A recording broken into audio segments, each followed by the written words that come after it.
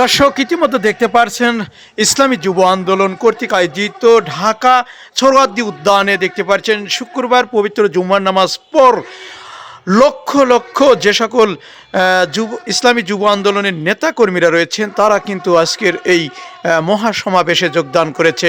বিস্তারিত সোহরাওয়ার্দী উদ্যান থেকে আমি আপনাদের একটু সরাসরি দেখাতে বিটিভি লাইভ থেকে যুক্ত হয়েছি। যে যেখান থেকে লাইভটি দেখছেন অবশ্যই লাইভটি শেয়ার করবেন, নিজে দেখবেন, অন্যকে দেখার সুযোগ করে দিবেন এবং সরাসরি বিটিভি লাইভে যুক্ত থাকবেন। ধন্যবাদ।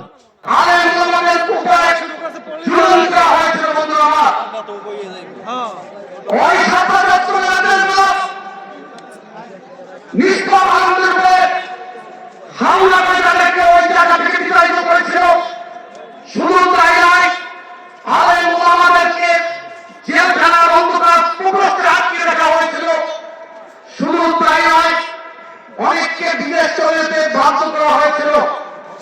আমি বলতে চাই আজকে এই যে যুবক ইসলামী যুব আন্দোলনে যে সকল যুবক প্রবুদ্ধ হয়েছেন তারা হল বাংলাদেশের আগামী দিনের শক্তি।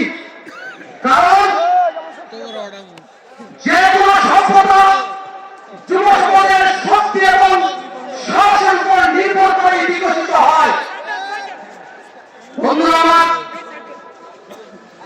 আল্লাহ রাব্বুল আলামিন আমাদের কাছে যত নবী পাঠিয়েছেন কোন নবী কিশোর ছিলেন না কিংবা বৃদ্ধ ছিলেন না, তাদেরকে যৌবন অবস্থায় নবুয়ত প্রদান করেছিলেন। আমাদের প্রিয় নবী হযরত মুহাম্মদ সাল্লাল্লাহু আলাইহি ওয়াসাল্লাম উসামা ইবনে যায়েদকে সেনাপতি নিয়োগ করেছিলেন মাত্র 18 বছর বয়সে। বন্ধুরা আমার, গত 16 বছরে আপনারা আন্দোলন করেছেন, সংগ্রাম করেছেন। শুধু তাই নয়, জুলাই বিপ্লবে আপনাদের ত্যাগ রয়েছে, আপনাদের রাজ্যের রাজপথ রক্তাক্ত হয়েছে। শুধু তাই নয়, ওই যাত্রাবাড়ি 24-এর লেইখানে পরিণত হয়েছিল। আইন আমাদের ভূমিকা সেখানে অগ্রগণ্য ছিল। আমি বক্তব্য দীর্ঘায়িত করব না।